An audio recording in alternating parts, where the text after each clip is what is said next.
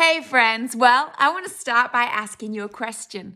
What is your daily declaration? And if the answer is you don't have one, then I'm really glad that you're watching Today I Choose, because I want to help us today. Maybe put pen to paper and write some declarations over our days. I believe now is the time for us to harness this thing, our tongue, and use it for the power of good. Use it to actually break atmospheres and use it actually to speak truth over our friends, over our families, over our situations. You know, your declaration right now is crucial. And maybe you've never thought about you being someone that declares things, but actually all of us need to find that power and actually use our voice to declare some truths in this season. You know, a few days back, I spoke to you about choosing to write. And I wonder if we could put together that choice with this one today and ask you, what about writing a declaration that you could get up every single day and begin to declare from your statement that you write with your own pen, with your own thoughts, with your own prayers. You could begin to daily say something before you even get out of bed. You could let the enemy know, I declare victory over my day. I declare peace over my day, because our declarations move atmospheres and our declarations really are important, especially in seasons like this. And so today I want to help you choose to write a declaration. Let me read a couple of things from the Word of God to get you fired up and then get you ready for you to put pen to paper and write your own. Listen to this in 1 Chronicles 16:23. Sing to the Lord, all the earth. Proclaim his salvation day after day. There's the daily thing. Declare his glory among the nations, his marvelous deeds among all peoples. For great is the Lord and most worthy of praise. He is to be feared above all gods. Let me read you another one. I can tell you're already getting excited like me, because declarations do something to your soul and to your spirit. Listen to this one in 1 Peter 2 verse 9. But you are a chosen people, a royal priesthood, a holy nation, God's special possession, that you may declare the praises of him who called you out of darkness into his wonderful light. And let me finally read you this one in Psalm 145, 3-6 in the Passion Translation. Lord, you are great and worthy of the highest praise, for there is no end to the discovery of the greatness that surrounds you. Generation after generation will declare more of your greatness and your magnificent splendor, and the miracles of your majesty will be my constant meditation. Generation after generation will declare. Well, guess what? It's our turn to be the generation that make the declaration. And so I want us today to commit to write a declaration, to begin to put pen to paper about something that we're going to recite, or we're going to read, or we're going to shout out every single day over our day when we wake up. And you know, it's interesting what you can find on the internet, because I went on and just was looking up, you know, the definition of declaration, and I came across a kind of legal guideline document of how you should write a declaration if it was to be presented in a court of law. And I actually found so much in this that I'm going to actually help take you through it step by step, because actually we are standing before the King of Kings and the Lord of Lords, and the enemy keeps trying to come into the courtroom and throw out our declaration and tell us that he is not a healer, and tell us that he cannot provide for us. He comes in to that forecourt and he says, I want to say some things, but we have to write a declaration that shuts his mouth and shuts him down. And so let me just give you these 10 pointers in how do you write a good declaration. So you might want to get a pen and paper, press pause, and then come back and write these down. But this is a legal kind of guideline, but I think actually applies so well into our spiritual life. Listen to this. This is how to write a declaration. Number 1, tell the truth.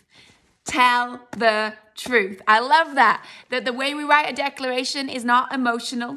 It's not based on what we are thinking or feeling. We're going to write our declaration based on the truth. What does God say? What does his word say? And that needs to be part of our daily declaration. So you stand up, or you get up, or you sit up in bed in the morning and you begin to read your declaration, and the first things you read are the truth, not any fear, not any other people's fiction, not anybody's opinion, but the truth. It is part of your declaration. So write your declaration by telling the truth. The truth is God is for you. The truth is he is able. The truth is he's not finished yet. The truth is you are not alone. Put it in your declaration. Secondly, I love this part, know your audience. Know who it is that's going to listen to this. So you might be the audience. So write in this things that are going to build you up. Maybe you're going to speak this over your family. And if you are, write things in there that actually is going to bless your kids and bless your husband or bless your wife. And write things down in there knowing this is my audience who I'm going to declare this to every day. And so I want to put things in there that actually are applicable to their life and to their world.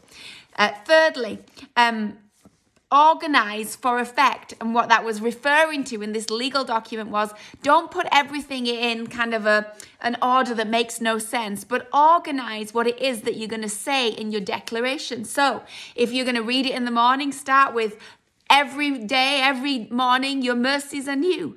Every day, your grace is fresh upon me. Or if it's at night that you're going to read your declaration, start with you, the one that, sings over me when I sleep. You're the one that is in control when I close my eyes tonight. You're the one that's working behind the scenes when I'm not even aware of it. Wherever it is, organize the declaration. So it's either a beginning of the day declaration, the middle of the day declaration, or the end of the day. I love this. Okay, number 4, it says, be specific. And I want you in your declaration to be specific. What do you really need to declare right now over your finances, over your health, over your mind? What is it actually that you want to actually narrow down and say, that's what I want to declare every day?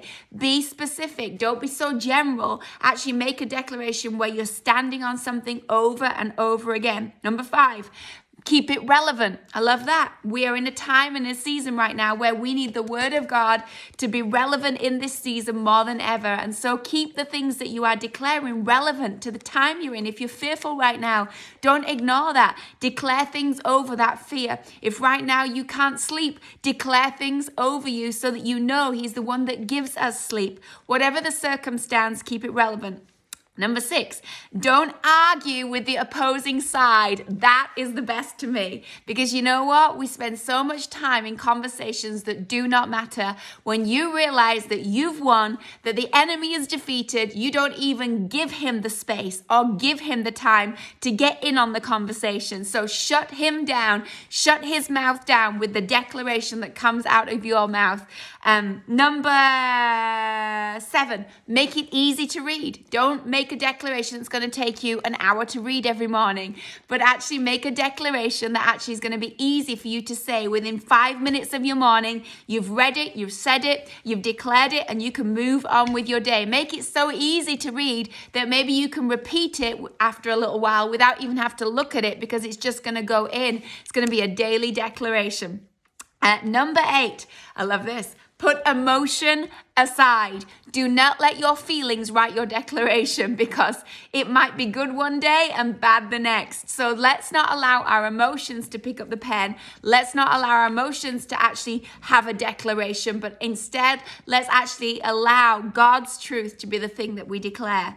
And then it says, number 9, just great advice. After you've done your draft, do another draft and do another draft until you get it exactly where you believe it needs to be. And then finally it says, seek help and find someone to agree with you in your declaration. Now, those were points written for a secular legal document, but how applicable are they today to help us write our spiritual declaration? It should be telling the truth. It should be speaking to those that are listening. It should be something that's organizing our thoughts for the day. It should be specific and relevant to our circumstance. It shouldn't waste time in arguments that don't matter. It should be easy to remember and recite. It shouldn't be driven by our emotions.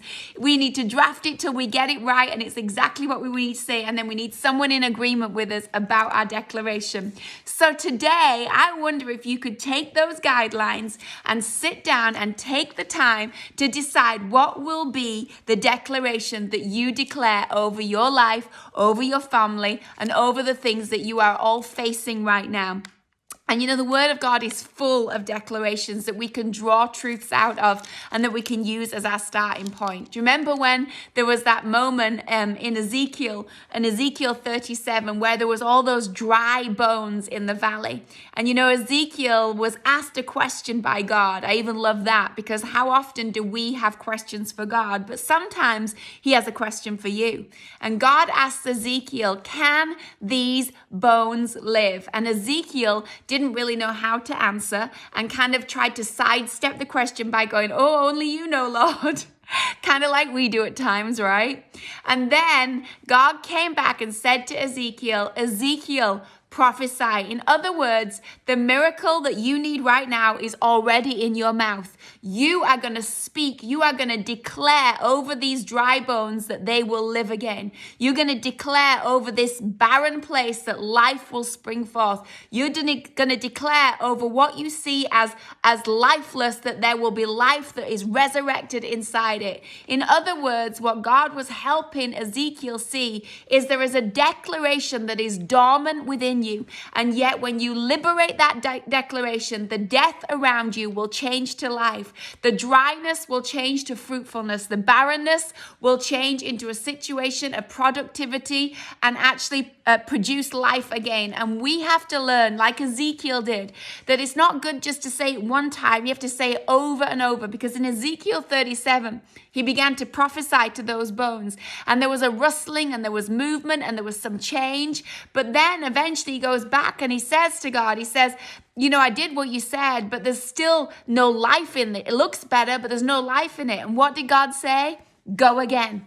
Go and declare again. And that's why I believe our declarations can't just be once a month or once every now and again when we really feel we need it. But there was something about that, what God was teaching Ezekiel. You keep declaring until you see a breakthrough. You keep speaking life to the dryness until you see life come again. And we need to be those in these days that don't despair at the dry bones, but begin to declare over whatever dry bone it is in your life right now, whatever circumstance feels barren right now, begin to declare every day until you see a change happen.